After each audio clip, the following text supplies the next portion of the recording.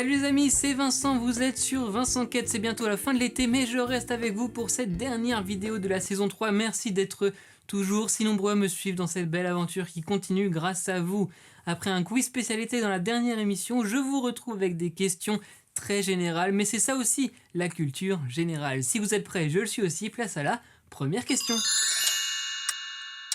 Quel est le plus long fleuve du monde? L'Amazone, le Nil, le Yangtze-Jiang, le fleuve jaune?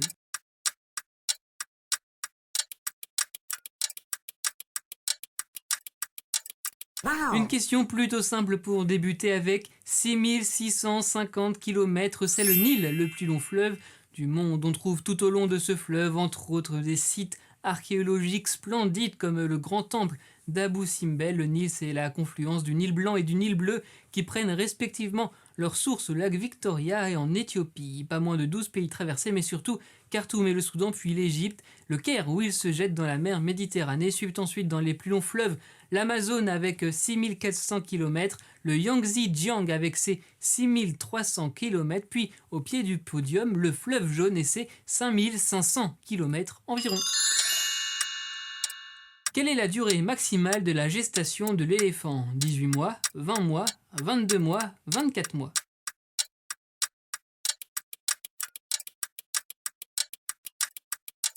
Wow. La gestation chez les humains, la grossesse chez la femme pour être très clair, c'est 9 mois. Pour les éléphants, rendez-vous compte, c'est de 18 à 22 mois selon les espèces. 18 mois, c'est 1 an et demi, le double de la femme pour la comparaison. Mais pourquoi si tôt? Un éléphanteau fait déjà une centaine de kilos et un petit mètre à la naissance, un bon gros bébé comme on dit, et vous connaissez sûrement l'expression avoir une mémoire d'éléphant. Il faut donc aussi le temps de former ce formidable cerveau, d'où pour les éléphantes, cette année et demie au moins, pour donner naissance à leurs petits. Où se trouvent les Maldives? Dans l'océan Indien, dans l'océan Pacifique, dans l'océan Atlantique, dans la mer de Corail.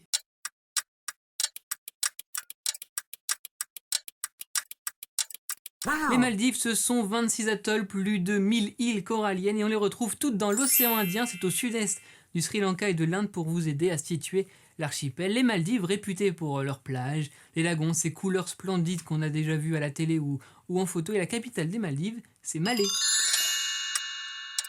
Quel est le plus grand des pays qui n'a pas accès à un océan? Le Kazakhstan, l'Arménie, la Serbie, la Bolivie.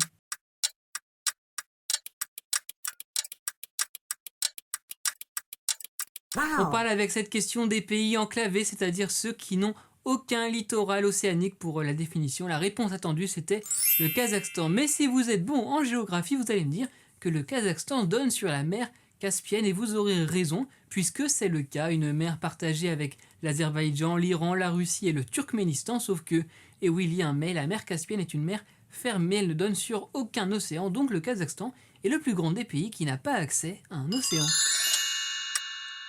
Quel est le nom du plus petit oiseau du globe? Le moineau, le rouge-gorge, le pinson, le colibri.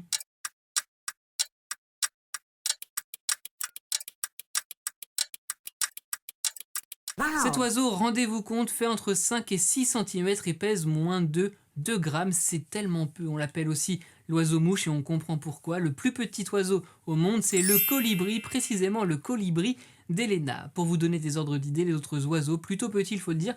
Le moineau, il fait 16 cm pour une trentaine de grammes. Le rouge-gorge, c'est une douzaine de centimètres pour une vingtaine de grammes. Et enfin, le pinson, 15 cm pour 20 grammes. Le colibri d'Helena, donc, pour le plus petit oiseau du monde.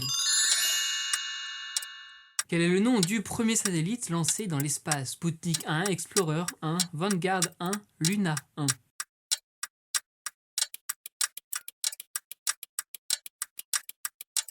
Wow. C'était le début de la guerre de l'espace, de la course à l'armement pendant la guerre froide, la fin des années 50 et les premiers objets lancés dans l'espace. Le premier satellite était soviétique, c'était Sputnik 1 lancé le 4 octobre 1957 pour l'URSS. Je peux aussi vous parler de Luna 1 en janvier 1959. Et du côté des États-Unis, il y avait par exemple Explorer 1 en février 58 ou Vanguard 1, pardon peut-être pour la prononciation, le mois suivant en mars 1958. Quel pays occupe la plus grande superficie du continent africain? La Libye, la République démocratique du Congo, l'Algérie, le Soudan. On cherche donc le plus grand pays d'Afrique et il faut regarder du côté du Maghreb pour le trouver puisqu'il s'agit de l'Algérie avec plus de 2,3 millions de kilomètres carrés. On trouve derrière à 40 000 km près la République démocratique du Congo, puis c'est le Soudan avec 1,8 million de kilomètres carrés. En quatrième position, la Libye avec 1,7 million de kilomètres carrés. Allez, pour la petite info en plus, le pays le plus peuplé d'Afrique, c'est le Nigeria avec en 2021 219 millions d'habitants. C'est le 7e pays le plus peuplé au monde. Quelle est la plus grande lune du système solaire? La Lune, Titan, Ganymède, Triton.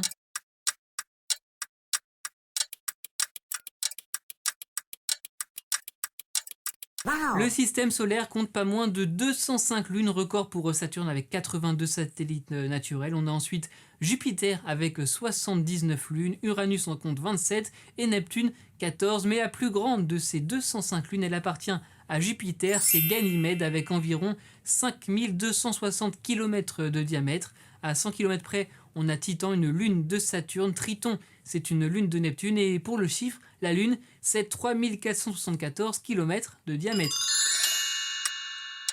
Quel titre a été le plus écouté sur Spotify en France en 2020? Bande organisée, Blinding Lights, Angela, Ne reviens pas.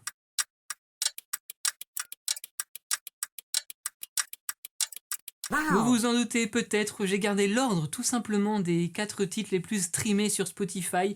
Et vous le voyez, ni Anissa ni Weshden n'en font partie. C'est donc la fameuse bande organisée qui a décroché le titre, pardon pour ce jeu de mots facile et un peu raté, devant The Weeknd, Ati, Gradure et Eus, l'enfoiré. Quelle est la plus haute montagne du continent africain? Le mont Kenya, le mont Cameroun, le mont Meru, le mont Kilimandjaro.